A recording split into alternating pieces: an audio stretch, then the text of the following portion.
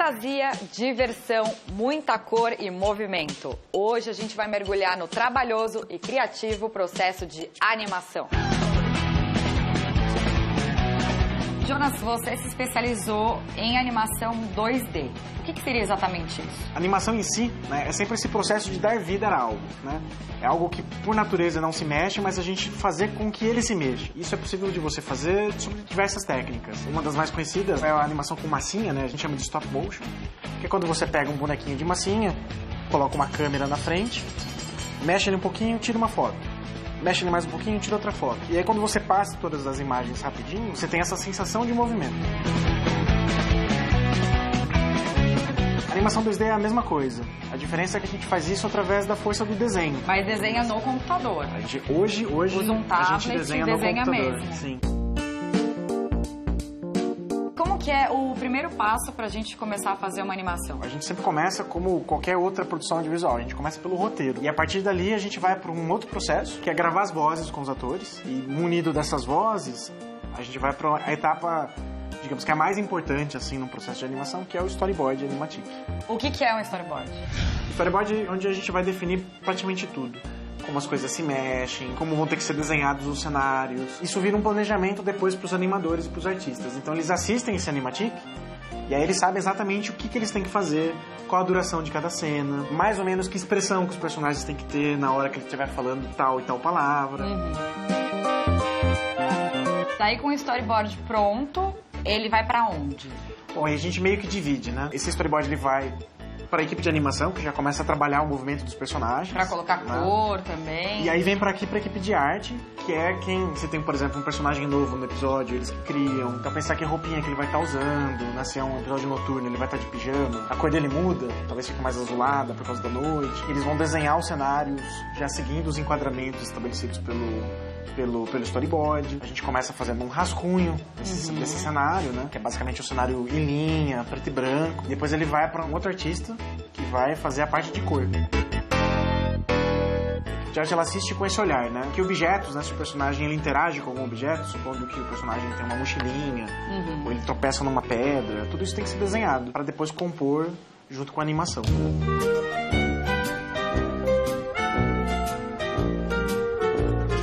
Então a gente traz o storyboard pra cá, esse aqui é o delay. Conta pra gente, qual que é esse processo de animação? Quando a gente recebe a cena, a gente começa com o RAF, né, que nada mais é o esboço da animação, onde a gente faz as poses chaves pra facilitar na hora de animar mesmo. É o único processo que a gente real desenha mesmo no computador, né? Aí vem pro block.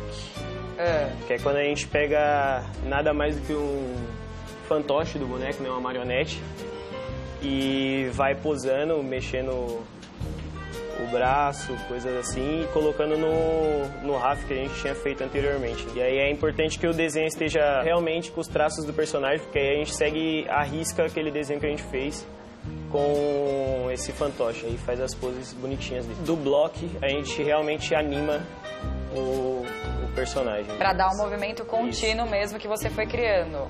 Sim.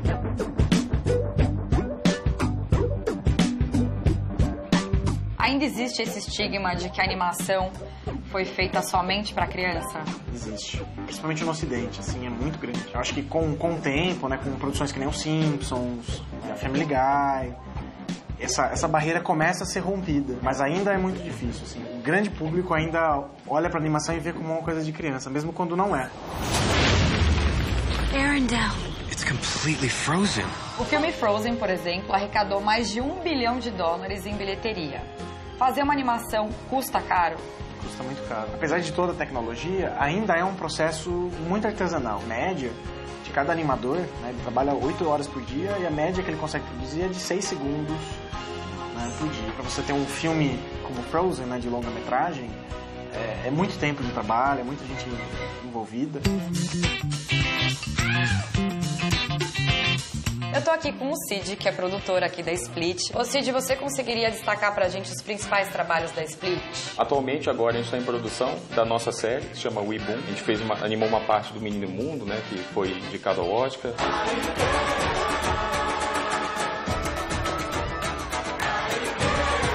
A gente está desenvolvendo um game do Menino e o Mundo também. O longa-metragem, o Tito e os Pássaros, a gente acabou de produzir a animação dele.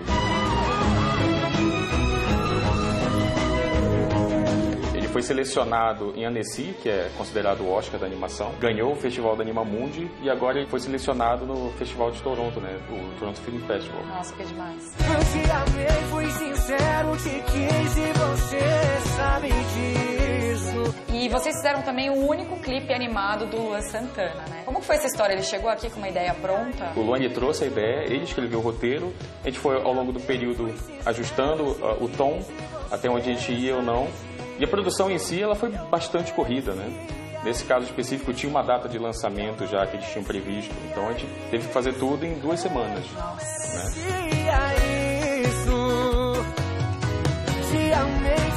O próprio Luan trouxe também a referência do que ele gostaria visualmente da animação, né? Que é essa estética mais anos 60, 70. É, a estética de quadrinho, né? Enfim, foi bastante corrido, mas deu tudo certo no final.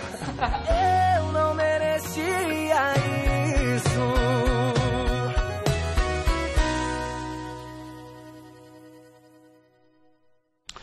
Olha só, a Split Studio merece parabéns redobrado.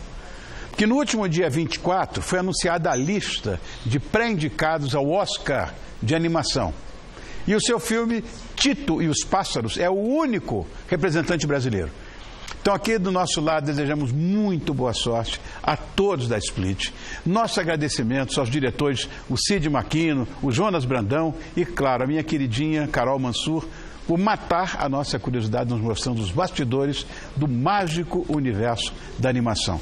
Adorei!